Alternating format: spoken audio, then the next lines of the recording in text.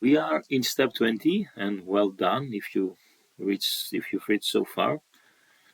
Here we want to validate that what we produced from snippet 19 is actually correct.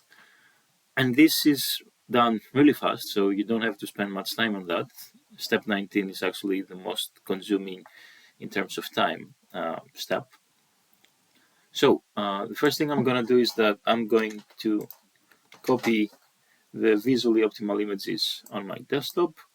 The folder here is renamed, but it's the same, right? So don't get mistaken. And here I have the results from script 19.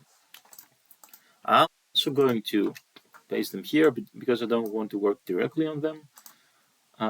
Sometimes Fidzi can get quite messy for reasons that I don't know. So prefer to always use separate folders.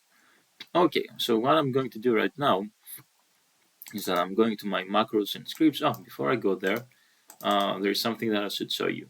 So right now, the way the snippet is made, the macro is made, is producing the names like that without the TIFF at this part. All right, that I can change in the future, and it's actually very easy, but I will have to validate it a bit first. So for the moment, what we're gonna do is that we will change these names to TIFF-zip for each one of these files, but we won't do it manually. I'm going to open the PowerShell, and now I want to locate this folder. So you see it's in C, users, Ankdid, desktop, very last rows. In case you're somewhere else, you can go back by typing CD, and you can go back as many times as you want. But what I'm gonna do right now is to CD desktop and CD very last rows. So now I'm inside the folder, and I'm going to pass a command that will actually rename from zip to TIFF-zip. So I'm looking here for files that have the .zip, and every file has it. And what I'm saying is that, okay, at the part that you see the .zip, replace the .zip with tiff.zip. Okay, that's it. You can see the whole command, so you can paste it. It should also be in the instructions at the very last page with gray letters in the general. So I'm pressing enter, and what's happened now is that everything is being renamed to tiff-zip. And now my script is going to run properly. Okay.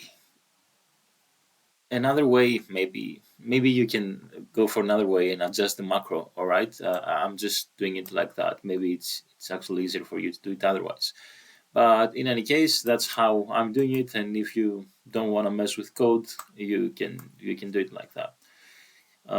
Good. So now macros and scripts, and now the validate. So this is what you're gonna need. All right, let's open it. Process, bats, macro.